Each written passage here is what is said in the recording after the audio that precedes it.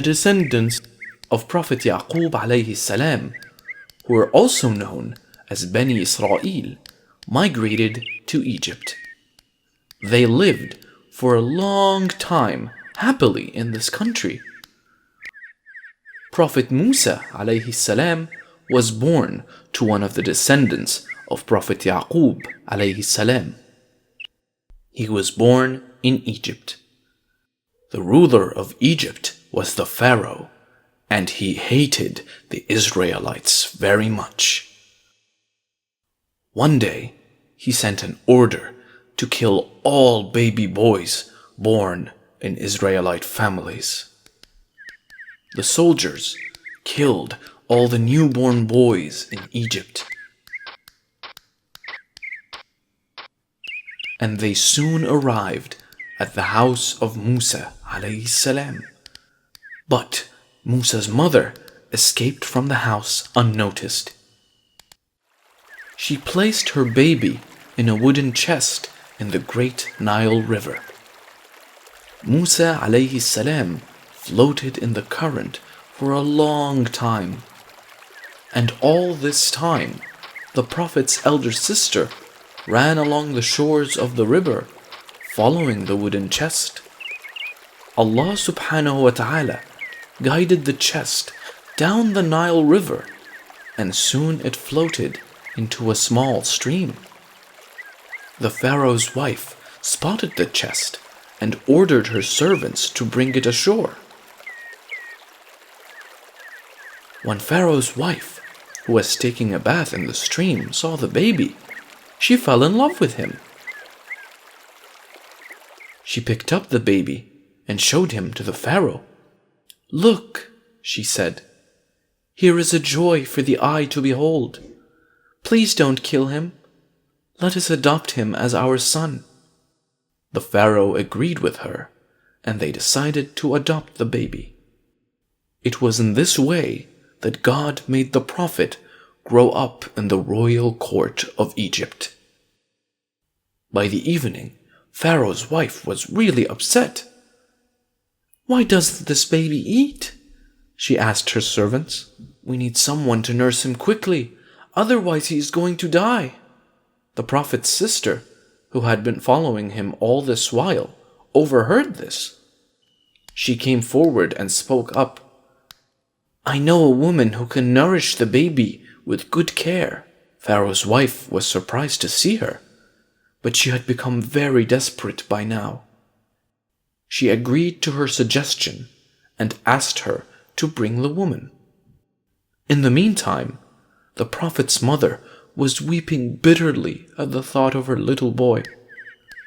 Allah subhanahu wa ta'ala knows how much a mother loves her child. It was then that her daughter came running to her, bearing the great news.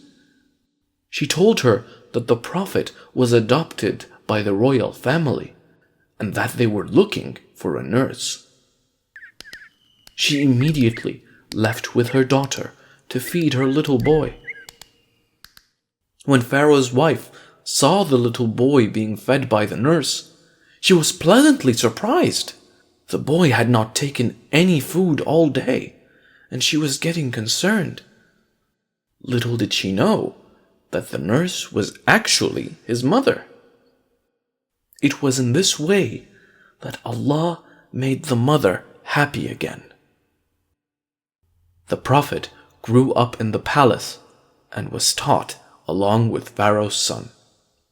He grew to become big and strong, but he was very kind and gentle to everyone. The people of Egypt loved him very much. One day, he saw a soldier beating an Israelite. The poor man kept begging everyone for help, but no one interfered. When he saw the Prophet, the poor man pleaded to help him. The Prophet was very angry when he saw this. He stepped forward and hit the soldier with such a powerful blow that he collapsed and died. When his anger subsided, he realized what a grave sin he had committed. The Prophet knew it was a sin to kill anyone until he is brought to trial and found guilty. He knelt on the ground and prayed to Allah, "O my Lord, I have indeed wronged my soul. Do you forgive me?" The Prophet then vowed never help those that sin and to be in Allah's service for the rest of his life. The next day, the Prophet was still shaken from what had happened the day before. It was then that he saw the same poor man he had helped getting beaten by another soldier. The Prophet decided to help him again, but then the soldier said something that made him stop abruptly. He said, "Oh Musa, are you going to kill me the same way you killed that man yesterday?" Before the Prophet could utter a word, one of his friends came running to him.